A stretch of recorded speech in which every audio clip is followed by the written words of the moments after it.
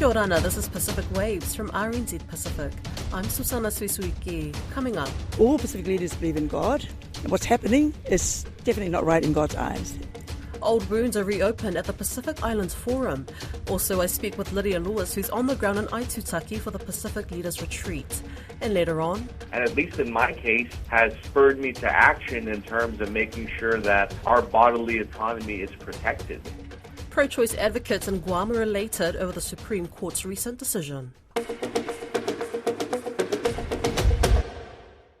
The wounds of last year's rift at the Pacific Islands Forum have reopened after Nauru's President David Ariang stormed out of the main plenary on Wednesday morning ahead of the leaders' retreat on Aitutaki. A cloud hangs over the forum regarding Nauru's former president, Baron Wanga, a controversial figure who's nominated to be the next Secretary General. Alicia Foon is in Rarotonga. All 18 Pacific states are represented at this year's Pacific Islands Forum, with New Zealand bringing two parties to the table. National's Foreign Affairs spokesperson Jerry Brownlee and outgoing Deputy Prime Minister Labour's Kamal Sepalone. Brownlee says it was crucial Aotearoa maintains its relationship with the Pacific. This is too important for us not to be here. I think that signals strongly from the incoming National-led government that we do see the Pacific as important. We are also very mindful that New Zealand is the home for the largest population of Pacifica people in the world. Australia's Prime Minister Anthony Albanese is here and spoke with the pair, even querying about potential cabinet portfolios. Mr Albanese gave me, he congratulated me, he commiserated with Carmel and gave her quite a bit of advice. He was very interested in our recent election and understanding how the special votes, judicial recount and overhang works. He also asked Jerry about portfolios, but Jerry wasn't willing to share that information in front of me. Sepalone also addressed a controversial appointment of the regional body's incoming Secretary General, Baron Wanga. Wanga is a former president of Nauru and is the sole nominee to be the forum's next Secretary-General, despite his history of sacking judges, being investigated by Australian police for taking bribes, and imposing harsh restrictions on media. I think it's pretty clear that there was a slight difference to how the most recent selection was done, but it was agreed on. It was agreed on by all of the Pacific leaders. And so now there is a suggestion we should talk about the process moving forward to ensure that we're on the same page with respect to that. Key issues likely to be discussed at the retreat will be climate change funding, phasing out fossil fuels, regional security, visa-free travel to New Zealand and Australia, a moratorium on seabed mining, and even the Gaza-Israel conflict. As leaders left Rarotonga for Aitutaki, they were met by Cook Island fashion designer Elena Tavione leading a pro-Palestine protest. The group held a large sign and wore matching T-shirts calling for a humanitarian ceasefire in Gaza. Personally, I think it's lovely for the leaders to come into one place where they can make some really smart decisions. For example, condemning the genocide in Gaza. All Pacific leaders believe in God. And what's happening is definitely not right in God's eyes, let alone our eyes. And every human being should have the right to live peacefully on this planet. No one should have the right to terminate anybody's life. Down at Punanganui Market, locals and delegates share neutral ground, with many connecting with stall owners. Cook Island businesses have been inundated with orders from forum leaders and delegates, which Black Pearl jeweller Miho Pio is grateful for. Everybody's going to get a piece of the pie. I sort of look at it that way, and it's good for the Cook Islands, the economy. The result from talks at the leaders' retreat in Aitutaki will be revealed tomorrow night.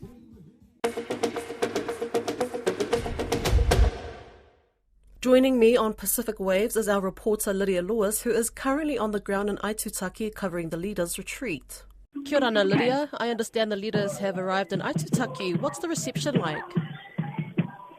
It's been a really massive and bright and colourful reception. As we speak, there are beautiful dancers wearing red skirts, massive headpieces adorned with flowers, and also beads around their necks. The leaders are sitting in a line at a marae at the moment. soaking in the culture here in Aitutaki. When they flew in, they would have seen the pristine ocean surrounding the island, crystal blue lagoons. But there is one notable absence here from the lineup, a white chair with no Nauru president inside. Now, why is Nauru a no-show? It's unclear exactly why Nauru is not here. I cannot see the president, David Adiang, or any other representatives. It is unclear whether or not there is a member of his delegation here, but I am yet to see one. There are signs of potential disagreements within the forum. According to various reports coming out from Rarotonga, the Nauru delegation walked out of the main plenary on Wednesday morning local time. There are reports that President David Adiang stormed out when the candidacy of ex-President Baron Wanga to become the next Forum Secretary-General was brought up for discussion. Now, I spoke with one of the Micronesian presidents earlier in the week, and he told me that leaders endorsed Baron Wanga, that they continue to support his candidacy to be the next Secretary-General. But of course, Baron Wanga's candidacy has been marred with controversy, and it is unclear as to what is going to happen next, but very soon leaders are going to meet. That leads me to my next question. Are the Micronesian leaders bloc really united then? Palau's president has said that they are united on various issues, but it is still unclear as to where that unity stands as we head into the leaders' retreat. More will be revealed at a press conference tomorrow. This will follow the leaders' retreat, where they will be out on a waka, away from the prying eyes of the media, to really sit down and hash out these issues. But as it stands right now, at the opening of this Aitutaki leaders' retreat, it is unclear whether or not old wounds have been reopened after Nauru walked out over Baron Wanga's question at the Pacific Islands Forum Leaders Summit. And what has New Zealand's representatives to the forum, Carmel Sepuloni and Jerry Brownlee, said so far at the forum? Carmel Sepuloni, who is currently the caretaker Deputy Prime Minister of Aotearoa, is leading this delegation. She is here on Aitutaki. Jerry Brownlee is not. He remains on the main island at Rarotonga. At the last press conference I attended, they really couldn't say much. Their responses to many of the questions that media asked them was, we cannot respond to this because the government has not yet been formed. I understand that there has been a subsequent press conference since, but I was interviewing Pacific leaders when this took place. What can we expect to happen during the leaders' retreat?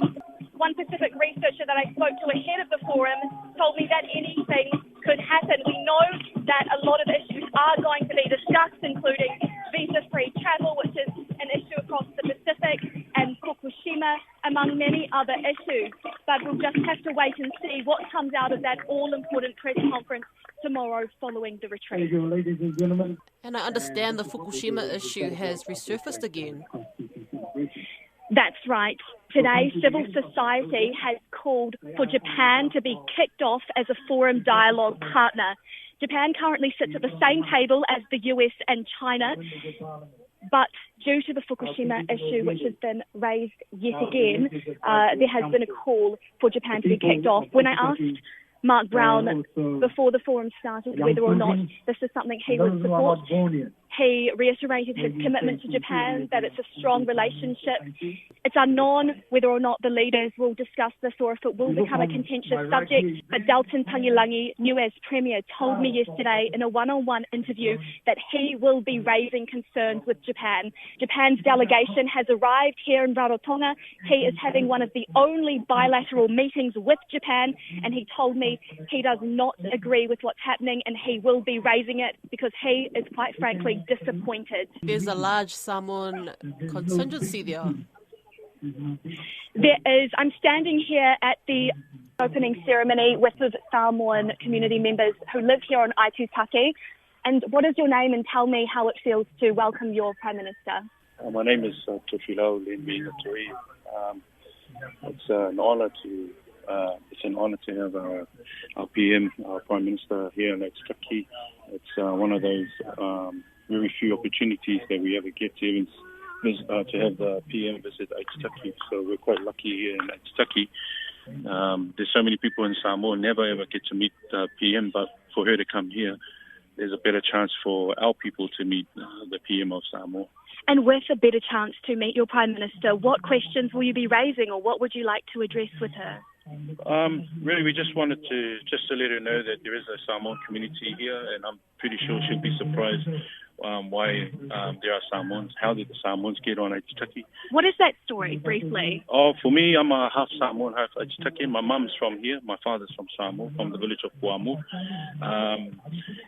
But there's a few of us on the island are more half-caste Samoans, or there's only a few real full-blooded Samoans living on the island, and for us to have them with us here on Aitutaki, it's an honour as well, because we've come far away, different islands, to have them here with us and celebrating, especially this opportunity to hopefully we get to meet her and have a talk with her real soon. Yeah. Thank you so much for that. And Sana, as you can hear, there is so much pride for all of the Prime Ministers, the nations that are represented here. So putting the politics aside, this really is a strong community event. Everyone in Rarotonga, whether it be on main islands or outer islands, have come together for this event.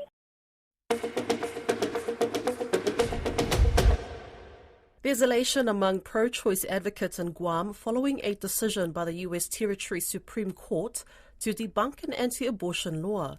It means abortion will remain legal in Guam. The anti-abortion law, introduced in 1990, had been placed under injunction because a U.S. federal case ruling known as Roe v. Wade legalized abortion across all states and territories. But last year, pro-life lawmakers were prompted to lift the injunction after the U.S. Supreme Court overturned Roe v. Wade. Finau Fonua has more. When the U.S. Supreme Court overturned the Roe v. Wade last year, it seemed certain that abortion would become illegal in Guam. Pro-life lawmakers in Guam only needed to ask the territory's Supreme Court to lift an injunction on an anti-abortion law passed in 1990. The injunction having been imposed as a result of Roe v. Wade. But last week, the Guam Supreme Court ruled that the anti-abortion law was dead law because subsequent legislations had repealed it by implication. The ruling came about after pro-choice Governor Lou Guerrero filed a petition for the court to determine whether the law was still enforceable.